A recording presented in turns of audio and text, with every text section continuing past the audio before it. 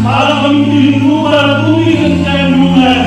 Hayaan mo, sa tempong iyon ay aming makapagasdan at ang pinasmukan ng mga laking at kapangyarihan. Ang mga galas sa pag-ibig mo'y maingat pa kayo sa buhay. Kaya pupulitan na namin ang Diyos at alang-alang habang kami nabubuhay, kami magkapasalamat at kami ay tatalangin sa kailangan at sa aming Amen! Amen! Amen! Ayan. Siguro sa kaluwa na rin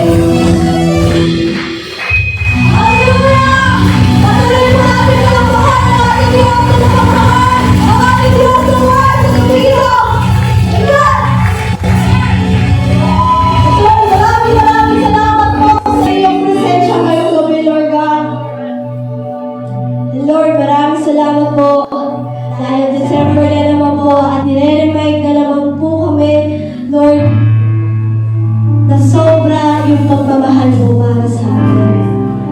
Christmas po is a season na kung saan hindi lang about sa giving gifts, diba? But ang isa din po sa message ng Christmas is yung sobra-sobra na pagmamahal natin sa akin. Diba? Sabi po sa John 3:16, "For God so loved the world that He gave His only begotten Son." Binigay niya yung nag-iisang anak niya para tubusin tayo sa pagkakasala. And kung hindi yung pagmamahal, kung hindi pagmamahal yung tawag doon, hindi ko alam kung anong klaseng word yung pwedeng ibigay doon. Kasi sobrang grabe yung pagmamahal ng Lord. Diba? Pag iniisip ko nga, Lord, sino ba naman ako para mahalin mo? Lord, sino ba naman ako para iligtas mo? Lord, sino ba ako para ilisin mo? Sobrang makasalanan ako. Pero sabi nga ng Lord, mahal kita, kaya ililigtas kita. Mahal kita, kaya lahat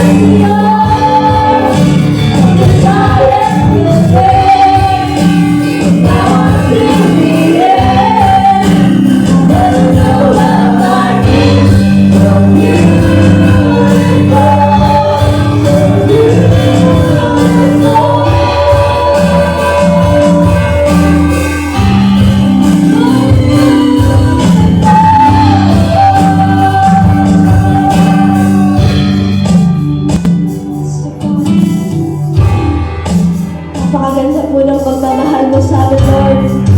Kahit sa namin hanapin, hindi namin matagpuan, Lord. Maraming salamat dahil ikaw lang yung nagparanas sa amin ng ganun. Thank you, Lord, for that kind of love, Jesus.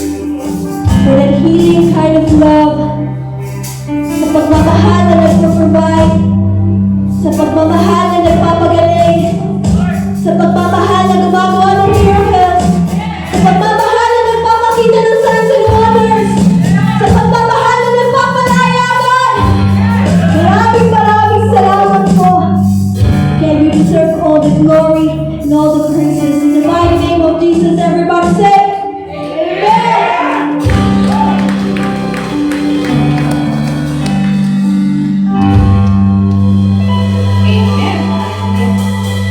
Tayo po yung makakaupo. Magandang gabi po sa ating lahat. Patingin mo naman po ang inyong katabi. Merry Christmas! Ayan. Dahil tayo po ay nasa December na.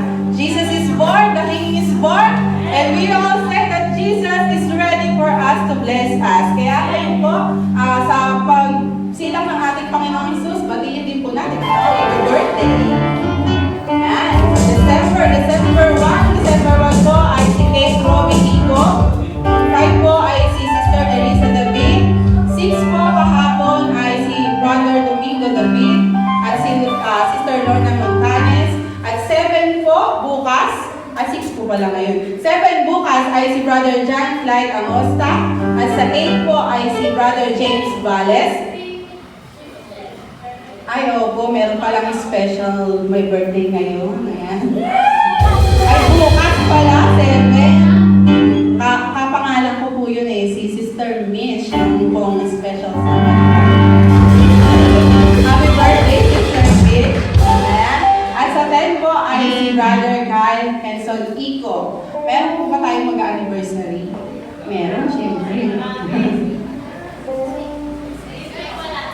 Next week. Okay, so next week po ay may birthday pa. Anniversary naman po. Next week pa yung mag-anniversary natin. Okay. So ngayon po ay dumako naman po tayo sa ating mga services. Ang services po natin na every Sunday is 9 a.m. At ating pong midweek service ay ngayon po every Wednesday is 6:30 p.m. At meron din po tayong service sa GMA. Yun po ay every Sunday ng hapon. Yung nag-giveaway po tayo doon. At nag-ministry po ang ating mga ibang leaders doon. At yan po. At every month po, meron din po tayong Kids Zone online ministry. Yun po ay pinopost natin sa ating pages sa SOB Kids Zone. Tapos po, meron din po tayong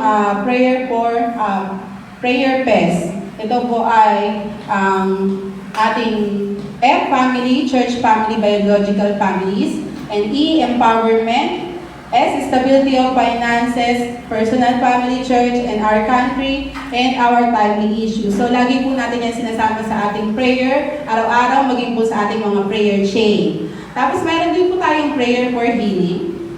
Ang ating po mga prayer for healing, ayan po. Makikita nyo po, konti na lang po sila kasi marami na pong nabawas dyan dahil po sasama-sama natin panalangin. Palakpakan po natin si Lord dahil po siya ang ating great healer at tanging siya lang po ang makasama natin sa mga bagay na gano'n. At yun din po ang kinakatuwa natin sa bawat isa dahil sa pananalangin natin sa bawat isa nakukuha natin yung blessing ng kagalingan. Dahil po tayo ay sama-sama lagi at araw-araw pong nananalangin para sa ating mga kapatiran. So, yan lang po tayo sa ating iba pang announcement. Bali po, magkakaroon po tayo ng ating gift giving pagdating po ng ating Christmas party sa December 17. So, maraming salamat po doon po sa mga nag-express ng kanilang mga seed para po, may mga advances seed na po tayo kasi para sa ating Christmas party. Palakpakan po natin si Lord. Maraming salamat po sa inyong puso na ibibigay at iibot para sa Panginoon at sa ating simbahan. Kasi po, ang pagbibigay po ay marami po naabot ng mga kapatiran natin. So, masarap din po sa ating pagkakaloob tayo po at sa pagbibigay natin ay may nabe-bless tayong mga kapatiran sa ibang tao na rin po. So, At ganoon din po, pagdating po ng mamaya po, after ng ating service, yung FG po ay magkakaroon ng caroling muli sa atin. Kaya mamaya po, abangan po natin yung muling pagkakaroling ng FG. So yan, at ngayon po tumako naman po tayo sa ating mga services, sa ating pagbibigay. At isang parte ng ating pagsamba, ang pagbibigay. So sabi nga, di ba, kapag nagbibigay ang puso mo, dapat bukal ito, dapat masaya ka. Kasi alam ng Lord na yung ibe-bless niya ay may kagalakan din. So yung ibibigay niya sa'yo, alam niya kung anong katumbas nun. Maliit man yan o malaki. Walang halaga sa Lord kung ano man yung, hindi importante sa Panginoon kung gaano kaliit o kalaki yung halaga binibigay natin. Ang importante sa Kanya yung halaga ng binibigay ng puso natin. Di ba po? Kaya tayo po dapat ay magalak sa ating pagbibigay. Isa lang pong testimony para po. Actually po, bago po ako ngayong midweek makarating dito, wala po talaga akong pang-tithes. Wala din po akong pledge. Wala po talaga. Pero lagi kong pinag-pray kay Lord, Lord, ayaw kong magkulang sa sambahan niya. Ayokong magkulang sa'yo. Pwede ba bigyan mo ako ng karapat-dapat ibalik ko para sa'yo? At kanina po, alam niyo po, ang laman ng wallet ko is 100 pesos. Pero ngayon binigyan niya ako ng pang-tithes at pang-pledge ko. Hindi ko alam kung ilang times o ilang dobe niya binigay ko. Pero yun ang nakaka-amaze sa Lord. Pag alam niya yung puso mo, ready magbigay. Ano man ang sitwasyon, gagawa siya ng parang hindi ka magkulang. So tayo din po, lagi po tayong magalak sa ating pagbibigay. God bless you. I have hardest time with Christmas. It's the last time I don't know where you go, and I was never here. I have hardest time with Christmas, and you are never here. So you know because you know, and I know what you need. Oh, the mistletoe, it's time when you get me.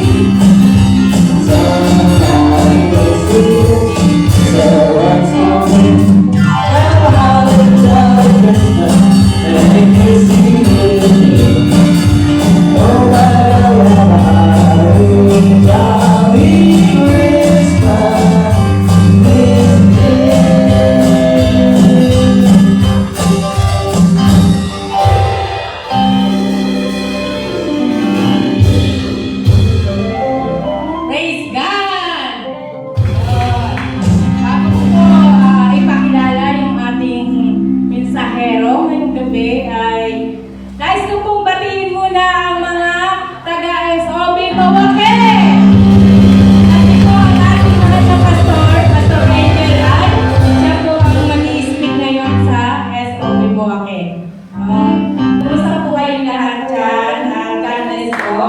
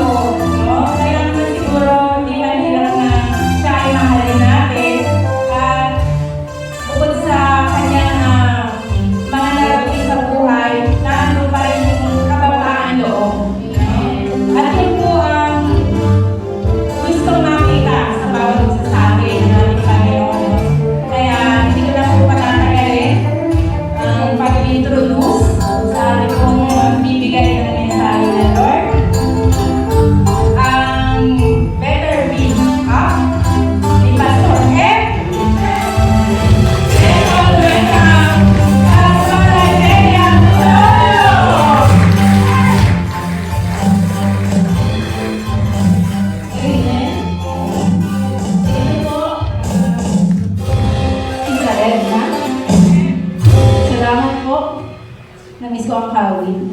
Para naman hindi ako nagpawalta dito. Siyempre iba pa rin ang feeling pag nasa Diba, nauubo pa ako pag nasa kawit. Ayan, so magandang gabi po sa ating lahat. Amen. Ayan, so hindi ko na muna kayo, ngayong gabi, hindi ko muna kayo babatiin ng Merry Christmas. Kasi ang gusto ko pong sabihin sa inyo ay 19 days na lang, Pasko na. Amen. So 19 days until Christmas. Ayan, so sabi nga binuhan nga namin sa kanisa last time. Sa Pasko daw, masaya na naman yung mga masaya na naman yung mga may anak. Pero malungkot yung may mga inaanak. Kasi after pandemic, na naman ulit pangarapin yung mga bata, nakakalabas na naman yung mga bata, so dumugin na naman po tayo ng mga bata. At ihanda na po natin ang sarili natin kasi marami tayong mga pagkawilan this December. Ayan, so ngayon po ay December. Sige, si Hannah na lang magpinto. Yan.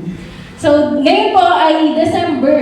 So, yun po yung word natin ngayon. This month, we are celebrating and commemorating the birth of our Lord Jesus. Yan nga po, yung word natin ngayon, di ba? December. The birth of our salvation, our overcomer, and our victory. Amen? Kaya po, ngayong December, dapat hindi lang natin inaalala yung Pasko, katulad nga po nung na-mention ni Pastor at last Sunday. Kasi yung mga tumatatak na sa isip natin pag Pasko, andun si Santa Claus, ayan yung mamamasko na tayo. Pero una sa lahat, dapat po, si Jesus muna yung maalala natin sa buhay natin. Amen? Ayan. So, basahin nga po natin ang ating scripture tonight. Ayan, mababasa po natin sa mga Hebreo chapter 10 verses 4 to 7. Ayan, so ako na lang po magbabasa. In verse 4, sabi dito, sapagkat ang dugo ng mga toro at mga kambing ay hindi makakapawi ng mga kasalanan. In 5-6, dahil dyan, nang si Kristo ay nagparito sa daigdig, sinabi niya sa Diyos, sunugin. Diyos, ang mga pang-alay, pati mga handog at mga hayop na handang sunugin, hindi mo na ibig sa gamba na dalhin. Hindi mo kinalugdan ang mga handog na sinusunog at ang mga handog upang pawiin ang kasalanan. Kaya, ihanda mo ang aking katawan upang maging handog. In verse 7, kaya sinabi ko, ako'y narito, O Diyos, upang sundin ang iyong kalooban ayon sa sinasabi ng kasulatan tungkol sa akin. Sige po, let's pray. As o God, Heavenly Father, maraming salamat, Lord, for this opportunity. Itago po ko, Lord, sa iyong likuran ko po, Lord, yung makita, give me, Lord, the wisdom, at malayo pong ihayag, Panginoon, yung mensahe mo ngayon. Sa pangalan ni Jesus, Amen. Amen. So dito po sa verse na to, di ba? Ito yung time na sinasabi ni Jesus na, Lord, lahat ng offering, baliwala na. Kasi hindi na matutubos yung mga tao ng mga sinusulog natin ng mga hayop o kung ano-ano pang alay natin. Kaya ito yung panahon na sinabi ni Jesus na, willingly, Lord, gamitin mo kung ako yung paraan para maligtas yung mga tao. Even yung sariling katawan niya, hinandog niya para sa atin. When Jesus was born, He already knew kung anong mangyayari sa Kanya. But still, He willingly gave His body and His life to save mankind. Diba, wala pa dito sa lupa si Lord, alam niya na kung anong mangyayari sa Kanya. Tayo po ba? Meron ba sa atin nakakaalam dito kung hanggang kailan na lang tayo? Siguro tayo, di ba, kung kunyari, talingan ka ng doktor, hanggang ganito ka na lang.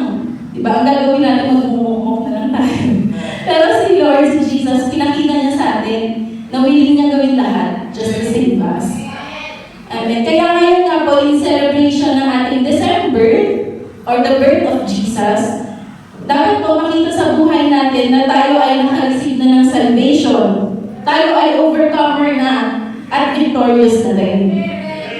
Kasi para pong sobrang insulting naman yata kay Lord, kung binigay na niya nga lahat yung sa atin, tapos tayo still dwelling pa rin dun sa nakaraan natin, di ba? Kasi hindi lang naman tayo niligtas ni Lord nung pinako siya sa krus, kundi the moment na pinanganak si Jesus, dumating na yung salvation sa atin. Amen? And kaya po, dadalhin ko po kayo sa mensahe nito ngayong gabi. Ayan. So sabi dito, Pasko na yun. Ayan. Ipagdiwang ang Pasko at kalimutan ang Pasko.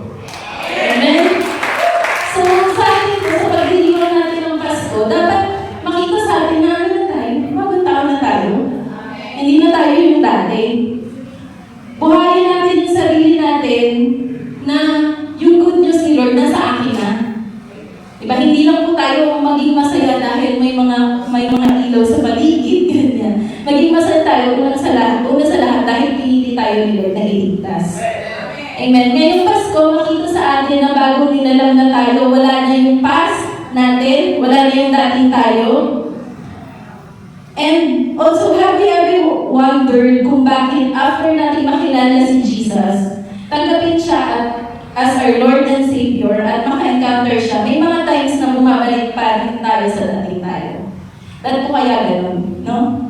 May negative na ugali or loves to sin, di nakakapag-pray, di nakakapag-devotion, etc. Bakit? Kasi hindi pa talaga natin nabibitawan yung past natin.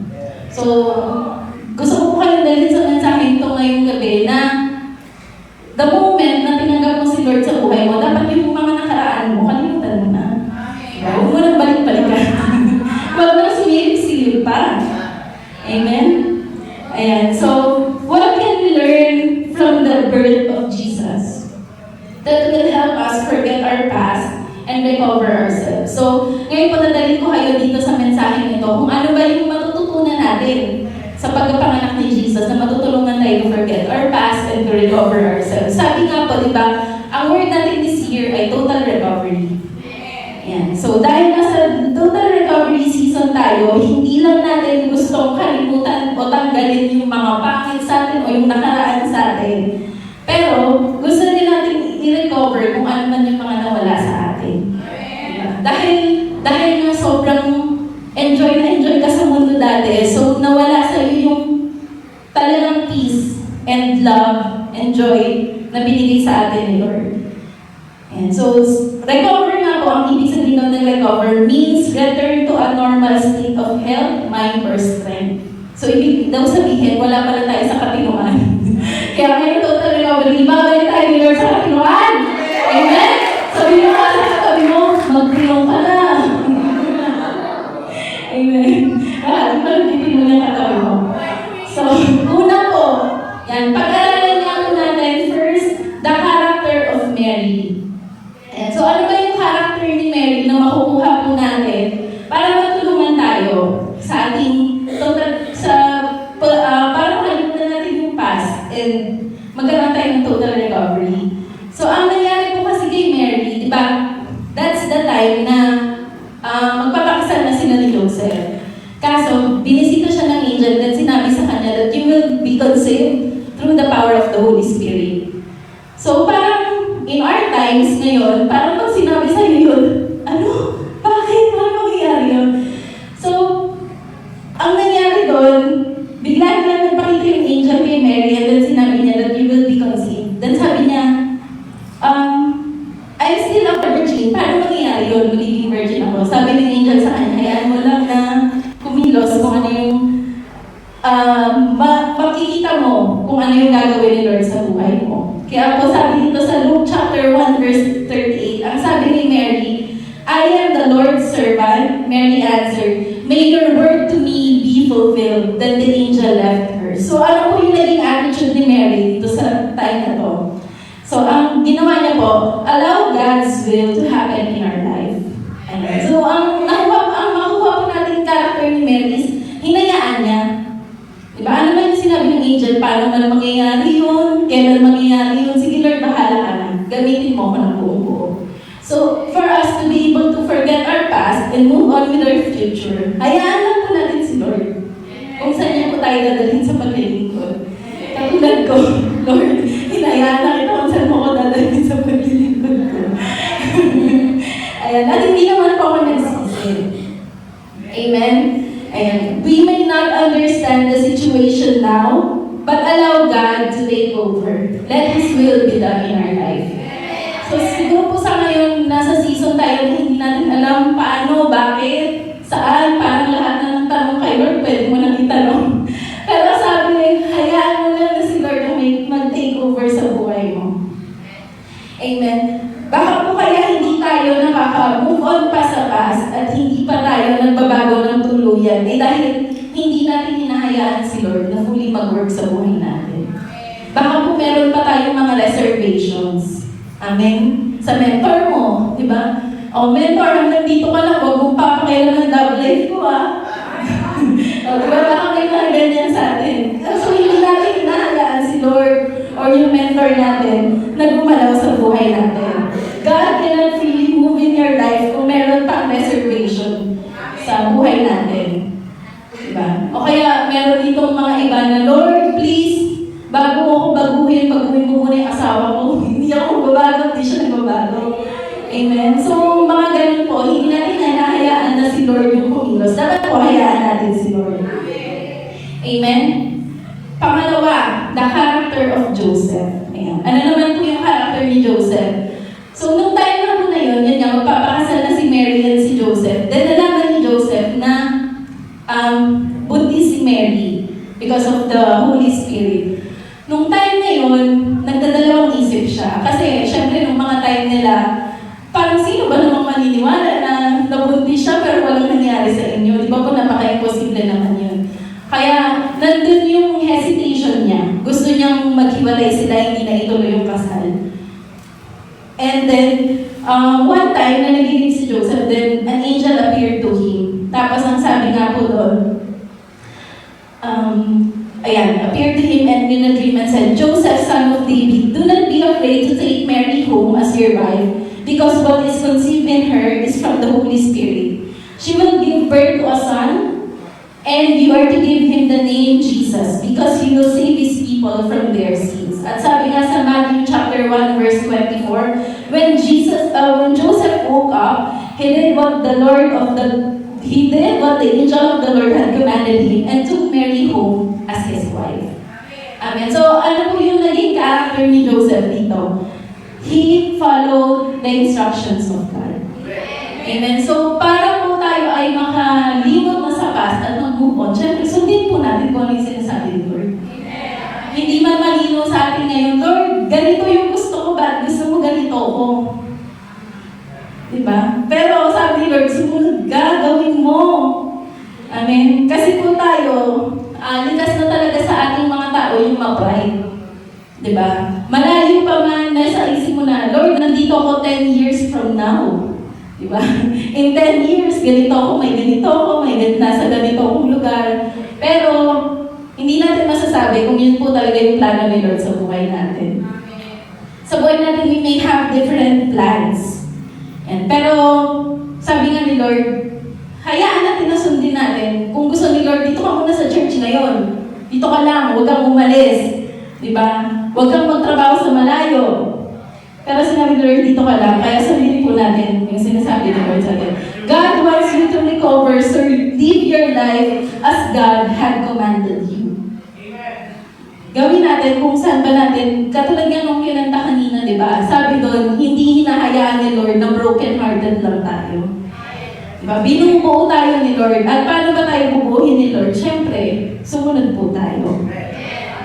Amen. At pangatlo, the character of Jesus. Ayan. Ano ba yung matutunan natin sa character of Jesus? Sabi dito in Philippians chapter 2, verses 6 to 7, who being in very nature of God, did not consider equality with God something to be used to his own advantage. In 7, rather, he made himself nothing by taking the very nature of a servant, being made in human likeness. So ano po bang character ni Jesus na makikita natin dito?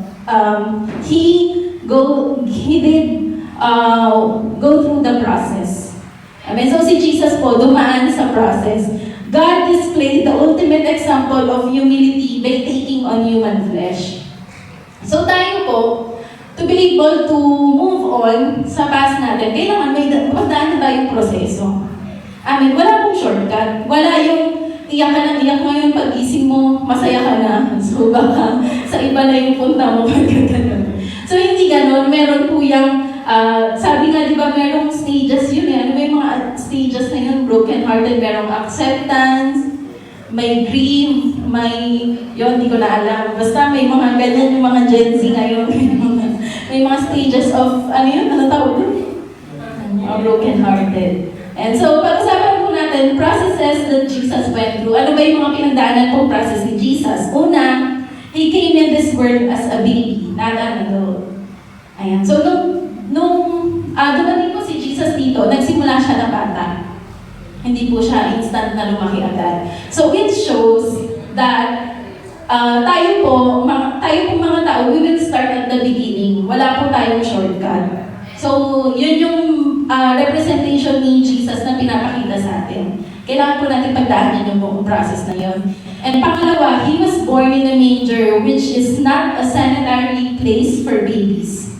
So, katulad po ni Jesus, may mga times na ganun din tayo. We will go through hardships in life, we will get out of our comfort zone. So, may mga panahon na hindi palaging nasa maayos tayo, nakalagayan, nasa maganda tayong kapaligiran.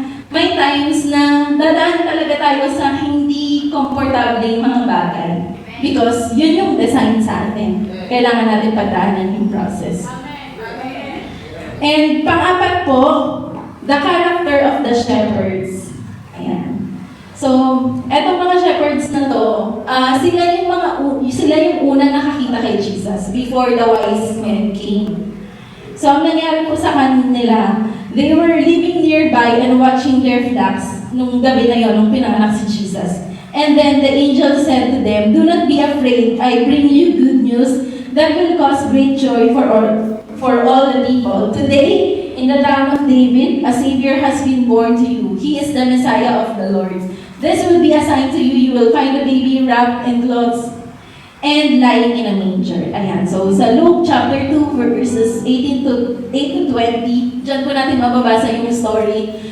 And then, ang ginawa po nila, pumunta sila doon sa lugar na sinasabi ng angel. Na nakita nila doon si Jesus. So, ano po bang makukuha natin doon sa character ng mga shepherds? God gives us unexpected people in our life. So, when we are on the process po ng ating pag-move on sa ating past, pag-recover, merong mga binibigay na mga tao si Lord sa buhay natin na hindi natin ina-expect. Di ba? Nung napunta po ba kayo sa church, ina-expect niyo po or hindi? Nung nakilala niyo yung katabi niyo, expected niyo ba o hindi? God gives unexpected people to help us recover from our past. He is simply telling us that we are not alone. So yung mga shepherd po, hindi sila yung mga kilalang tao. Mga ano lang sila, mga pasto lang sila nung time ni Jesus. Pero sila yung tinawag. Ibig sabihin po nun, God can use anyone to help us forget our past and to recover. Set aside the expectations of who you think should be in your life and allow God to bless you with unexpected visitors. Yung mga kasama mo sa church, minsan po hindi natin ina-expect na yan pala yung mga makakatulong sa atin para magbago tayo.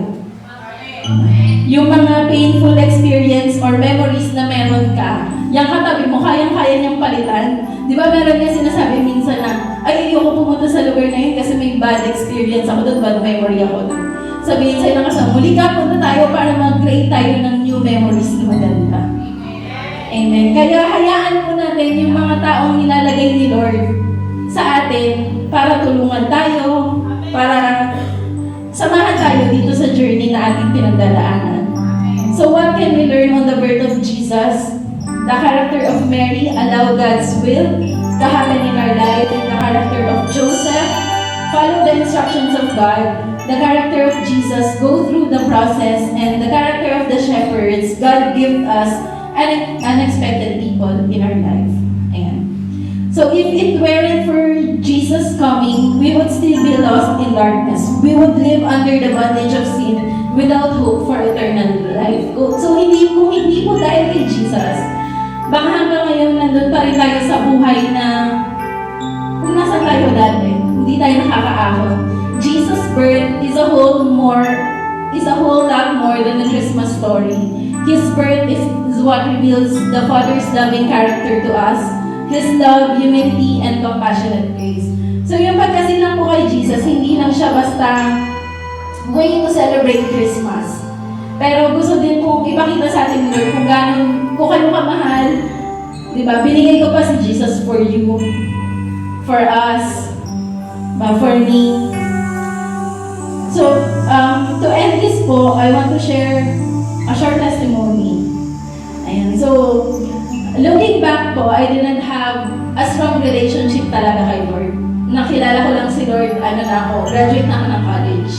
Doon lang ako nagkaroon talaga ng matinding relationship sa Kanya. At growing up, hindi ko naman sinasabing bulak-bulak ako nung, hindi naman ako kasing grabe yung story na meron sila. Pero may mga pinagdaanan din po, hindi naman ako bulak-bol, wala akong bisyo. Pero hindi ko masasabing proud ako na sa pagiging woman, kung na ano ba, parang hindi ako naging woman proper talaga. Kung i-compare mo siya kung paano yung ginagawa ko. Kasi ako dati sobrang mabarkada talaga ako. Tapos yung mga barkada, may mga babae naman akong barkada, pero mostly mga lalaki po yung mga barkada ko. Tapos, dumadating yung time na, lalo na nung high school ako, college, yan na yung sobrang, sobrang, kung naniniwala po ako na kung ano talaga, sino yung mga nakapaligid sa'yo, nagiging ganun ka talaga. So, pero hindi pa ako nagbisyo, uminom lang ako noon dati. Ganun lang. Tapos, syempre, may boyfriend, ganyan. Tapos, dumarating yung time na hindi kami pumapasok sa school kasi mag-celebrate kami ng birthday ng kaibigan ko, ganyan. Tapos, nung time na yun, uso pa yung Dota. So, kasama din ako ng mga kaibigan ko na naglalaro dati. Pero, ang kagandahan naman po, mataas po yung grades ko. Nag-aaral po ako ng mabuti. Yun talaga. So, kasi parang feeling ko kasi yun lang yung kaya kong ibalik sa parents ko sa lahat ng mga hirap na pinagdadaanan namin sa buhay. Kasi hindi po talaga ako galing sa mayamang pamilya. Mukha lang. Pero hindi talaga. Dumating po yung time na nung college ako, nag-working student na ako, nag-group ako sa isang fast food chain. So kaya, marunong din ako sa mga ganun mga trabaho. Kasi po, dumating yung time na nag-resign ako kasi nag-realize ko na mas malaki yung mawawala sa akin pag nagtrabaho ako dahil hindi ako makapag-focus sa pag-aaral. Nung time ko kasi na yun, lahat na ata ng pila ng scholarship makikita niyo ako. Kahit kay Go, kahit sa mayor, kahit sa school namin. Talagang nandun ako palagi. Dahil nga sa sobrang gusto ko talagang makatapos. At nung time na yun, nung college ako, napili lang si Papa mag-abroad kasi kailangan ko makatapos. Kasi nung time na ngayon, wala pa kami tuition. Diba? Ang laki pa ng tuition nun. Tapos, pag nandiyan na yung exam, talagang, alam mo yung hindi ko alam kung anong gagawin ko talaga. Kung paano, lagi talaga. Pagdating ng exam, nakakilap ako sa treasury. Hindi para magbayad, kundi para magbigay ng promissory mo. Kasi hindi ko talaga kaya magbayad. Hanggang sa dumating yung time na yung mga classmate ko, kaya na mga medyo bad influence yung mga yun. Ano din yun? Nag-aapagbabayad sila para sa tuition ko. Kasi po, nagpapakopya naman ako. Yun naman yung pag hindi ako mag-exam, magsakas sila. Kasi wala sila sa ko. So, kaya nag-aapagbabayad sila ng tuition. Siyempre, parang exam ko, papakopya ko sila. So, yun po yung naging buhay ko dati. And isa sa mga talagang gusto ko i-share sa inyo, dati po dapat kung lang din ako. Kanina mo ba magmamana sa Ani? Diba? Dapat kung lang din ako dati. Kasi meron pong isang subject na nagka-problema dahil nga ako delay ako kung bayad ng tuition. Hindi na ako pinag-exam. Kaya po, isang subject na yun, hindi na-meet yung qualifications ng isang cum laude. Kaya hindi pa naging cum laude. Pero, sabi ko nga, habang iniisip ko, nitong tumatanda na ako, sabi ko, masaya din ako na hindi ako naging cum laude. Kasi sa totoo lang ako, kung naging cum laude po, wala pa ako sa SOP. Kasi kung sabi ko na pag cum laude ako, mag-take ako ng board exam, magiging CPA ako. Sure po yun, sure po ako nung time na yun. Pero dahil hindi ako naging cum laude, hindi ko na-afford mag-review. Yun nga po, kasi yung pag-aaral pa lang sobrang ginamang na talaga namin, kaya sabi ko, hindi ko na-afford mag-review. Kaya nung nagtrabaho ako, and then pag-graduate ko ng college, yun po yung time na nakilala ko si Lord. And yun po yung simula na natutunan ako mag-pray about my life. Kasi dati talaga ako nag-pray. Kasi nga hindi ko naman alam kung parang mag-pray. Dahil nga sa family namin, wala naman po talaga ng Christian. Ako lang po talaga. Yung una. Amen. Nag-start po ako, nag-attend ng Christian church, hindi po sa SOP. Sa ibang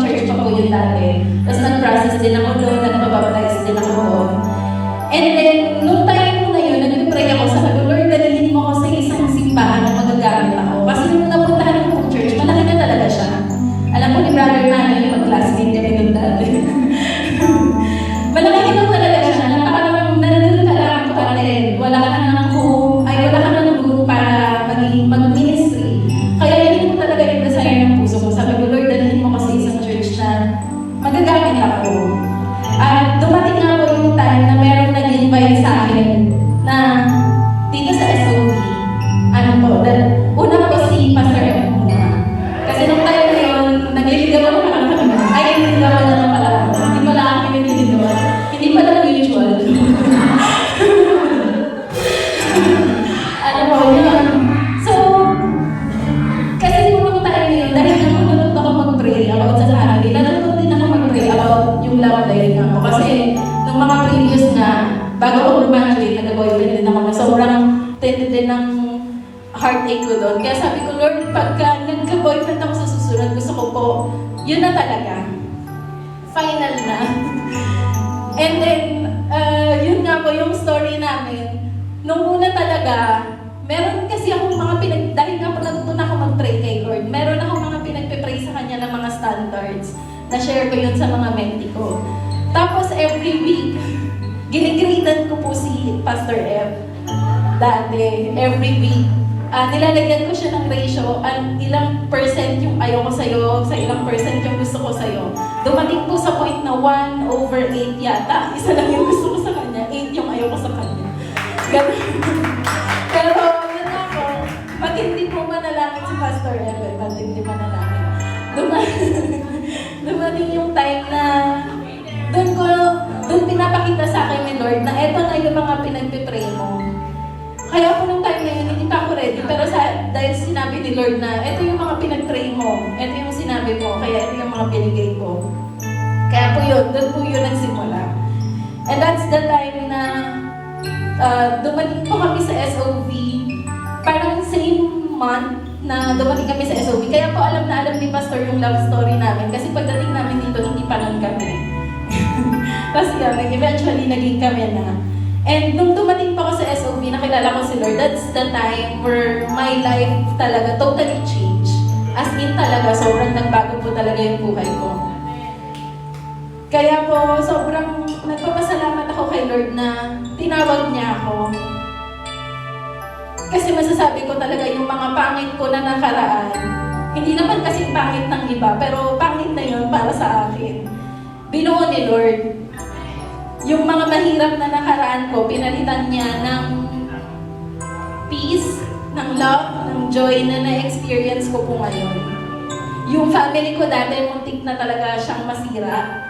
May nangyari mo dati na as in totally talaga masisira na. Pero buti nung time na yon, medyo nag-church na ako. Kaya kaya ko nang kausapin yung parents ko about dun sa nagiging problema namin. Yung dati po na family na gustong sirain ng kaaway, ngayon po, masaya at buo po kami. Even yung finances namin sa family, yung dati na kailangan pa mag-abroad ni Papa para lang makatapos kami. Ngayon po, hindi na naman siya pinagtatrabaho. And God gave us more than pa po sa kailangan namin. Meron kaming bahay, meron kaming sasakyan, may tricycle kami, may motor kami. Kaya sabi ko, Lord, sobrang thank you kasi kailangan ko lang palang hayaan ka na kumilos sa buhay ko bago, alam mo yung magbago yung mga experiences ko dati. And also po, personally ako ngayon, meron akong maayos na trabaho, favored na trabaho. At syempre, happily married ako. Kaya po, ako dati, most behaved girl po ako nung kinder ako. Talagang, lagi, parang nursery kinder, yun yung award ko. Pero yung dati po most behaved girl, nandito na po sa harap nyo, kaya na pong mag-share kung gaano kabuti si Lord sa buhay ko. And leader na rin ako at nasa process na rin ng pagiging pastora. Kaya sobrang hindi ko in-expect talaga yung, alam mo yun, yung twist na mangyayari sa buhay ko simula nung nakilala ko si Lord. Kaya nga po, this Christmas season, let us reflect and thank God for saving us. Kalimutan na natin yung dati nating buhay na bago natin siya nakilala.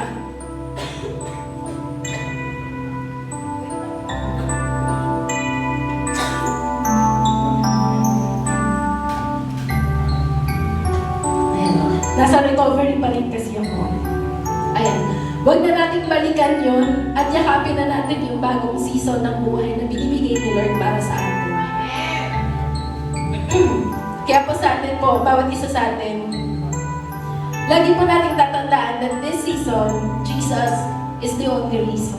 Kaya po, ngayong Pasko, kalimutan mo na yung past mo. Amen. Maraming salamat po and glory to God.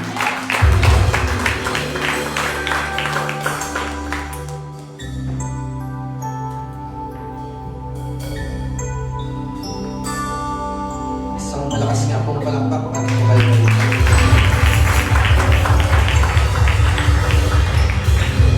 Tama po yun, no? Sabi nga, ang mensahe daw na po ng Pasko, as per Pastor Angel, kaya daw pong baliktarin lahat ng pangit sa buhay mo. Amen? And kung ano man yung mga hindi maganda, ay kaya pong baliktarin at ilagay na Lord sa tamang posisyon.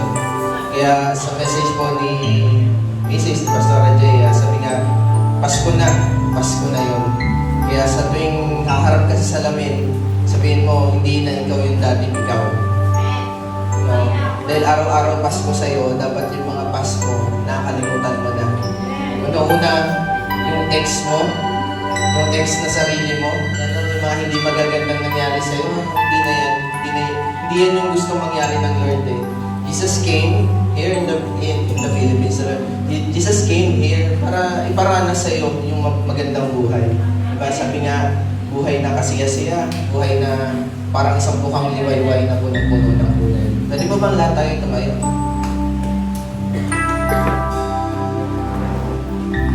Tayo po yung umawit.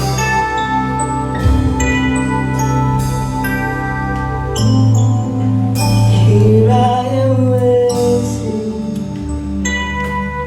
I'm abiding out.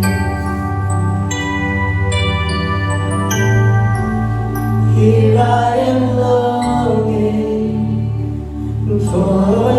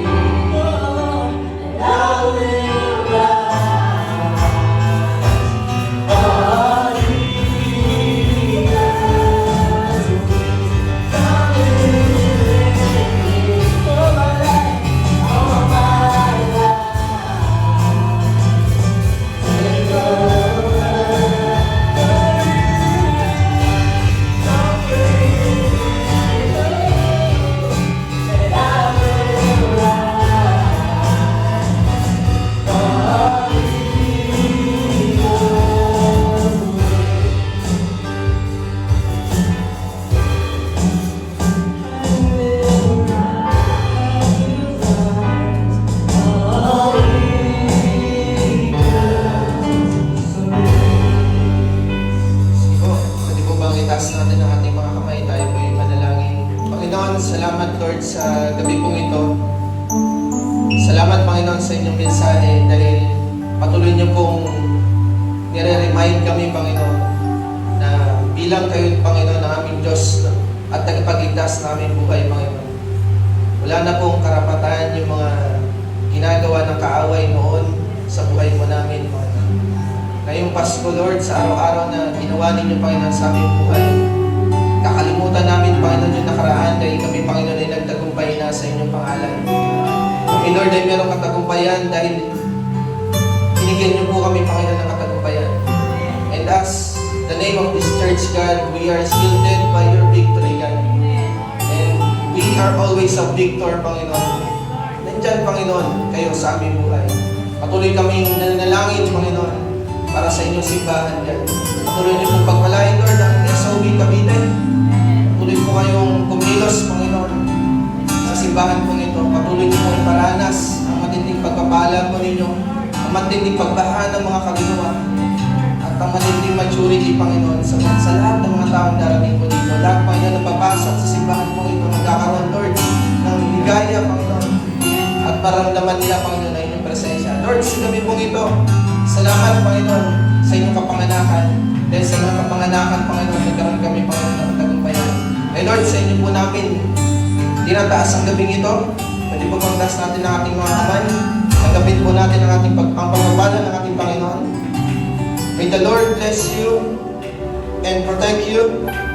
May the Lord smile on you and be gracious to you. May the Lord show you His favor and give you peace. May the spirit of Christmas be upon you and your family, putting the past behind and embracing each day with Christ's characteristics. And lastly, claim your total recovery this year. In the mighty name of Jesus Christ, ang lahat po ay masabi ng Amen. God bless everyone. And pagpalain po tayo ng Panginoon. To God be glory. Yes, isang mapagpalang gabi po ulit sa inyong lahat. Kami po yung Firegazers Music Ministry ay muling mga ngaroling sa inyo. At ang part ng proceeds ay para po sa ating gift giving this Christmas, this December. At ang another part po ay para sa improvements ng mga instruments na ating ministry. So ngayong gabi po, we want to greet you a very Merry Christmas. And also sa mga nag-sponsor po sa atin online, na hindi po natin nakasama ngayon, pero nagabot po sila ng blessing sa ating Firegazers Music Ministry. Merry Christmas po and God bless kina Miss Ami Malinis, Mrs. Nursey April Obligar, Mrs. Christine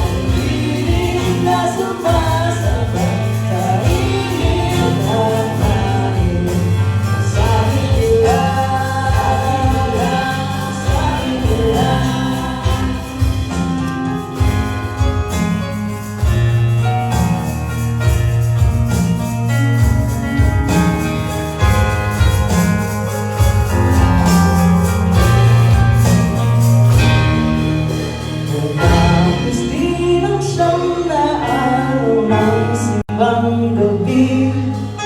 Ang sabi ko sa sarili, baka ito lang hindi. Pero mula nung unang ama namin na ang iyong kamay ay tinawagan, di mo na binitawan. Nagsiyawit ang mga anghel sa langit. Ang unang gabi ng Pasko'y sumapit. Gaganda ng narana ng piling na sumasabay sa init ng langit. Ang sabi nila,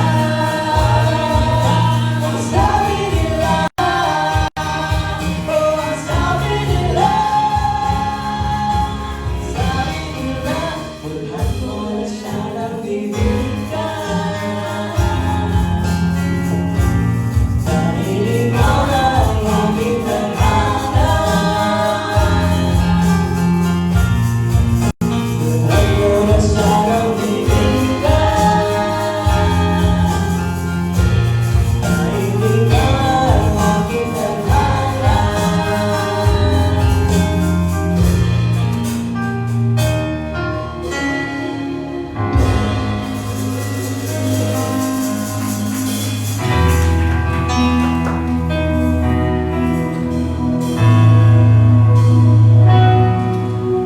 It's beginning to look a lot like Christmas. Everywhere you go, take a look at 5 and 10. It's busy day once again. We barely came to 7 years ago. It's beginning to look a lot like Christmas. Toys in every store. But the prettiest sight to see is a hologram moving on the road front door. From there on out, I'm losing a piece of my shoes that wish I'm finding them. That's when it's talking to them for a while, 'cause I hate those days and times.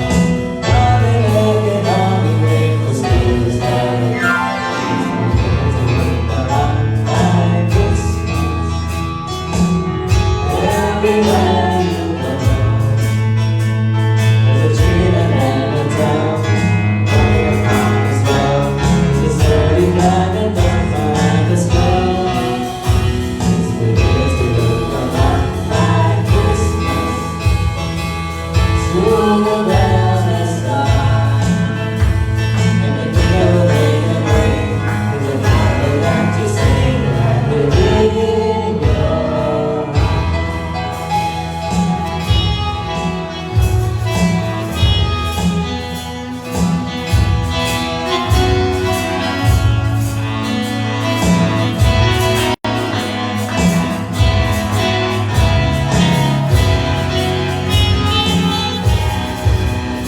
It's beginning to look a lot like Christmas. Toys in every store.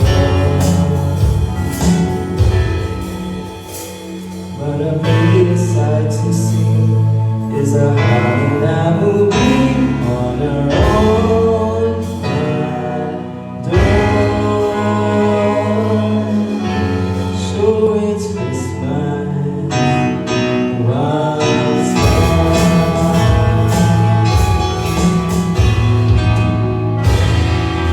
Then maraming salamat po muli sa mga nag-sponsor online at dito din po na nagbigay at nagsisit ng blessings.